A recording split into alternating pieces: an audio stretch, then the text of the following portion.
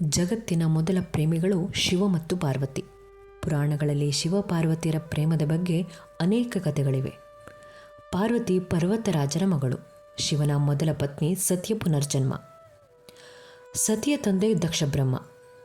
ದಕ್ಷ ಶಿವನನ್ನು ಅವಮಾನಿಸಿದ ಎಂದು ಪ್ರಾಣತ್ಯಾಗ ಮಾಡಿ ಪಾರ್ವತಿಯಾಗಿ ಮರುಹುಟ್ಟು ಪಡೆದಳು.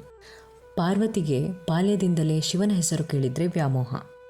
ಮೊದಮೊದಲು ಸೌಂದರ್ಯದಿಂದ ಶಿವನನ್ನು ಒಲಿಸಿಕೊಳ್ಳೋಕೆ ಪ್ರಯತ್ನಿಸ್ತಾಳೆ.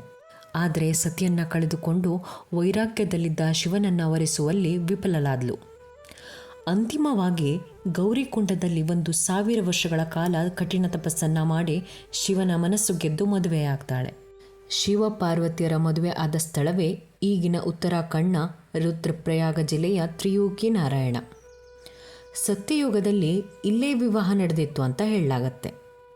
ಶಿವ ಪಾರ್ವತಿಯರ ಮದುವೆಗೆ ಪಾರ್ವತಿಯ ಸಹೋದರನಾಗಿ ವಿಷ್ಣು ಮುಂದಾಳತ್ವವನ್ನು ವಹಿಸಿದ್ರೆ ಸೃಷ್ಟಿಕರ್ತ ಬ್ರಹ್ಮ ಪುರೋಹಿತನಾಗಿ ಬಂದಿದ್ದ. ಈ ಸುಂದರ ಕ್ಷಣಕ್ಕೆ ಸಾಕ್ಷಿಯಾಗಿದ್ದು ತ್ರಿಯುಗಿ ನಾರಾಯಣ ಗ್ರಾಮ.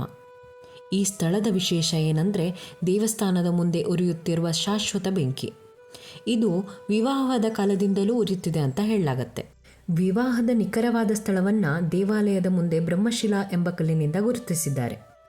ವಿವಾಹಕ್ಕೆ ಬಂದಿದ್ದ ದೇವಾನುದೇವತೆಗಳು ಅಲ್ಲಿನ ನೀರಿನ ಕುಂಡದಲ್ಲಿ ಸ್ನಾನ ಮಾಡಿದ್ರಂತೆ.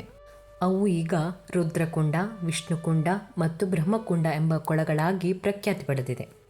ಈ 3 ಕೊಳಗಳಿಗೆ ಒಳಹರಿವು ಸರಸ್ವತಿ ಕುಂಡದಿಂದ ಬಂದಿದೆ ಅಂತ ಹೇಳಲಾಗತ್ತೆ. ಈ ಸ್ಥಳದ ಶ್ರೇಷ್ಠತೆಯನ್ನು ಸ್ಥಳ ಪುರಾಣದಲ್ಲಿ ದಾಖಲಿಸಲಾಗಿದೆ.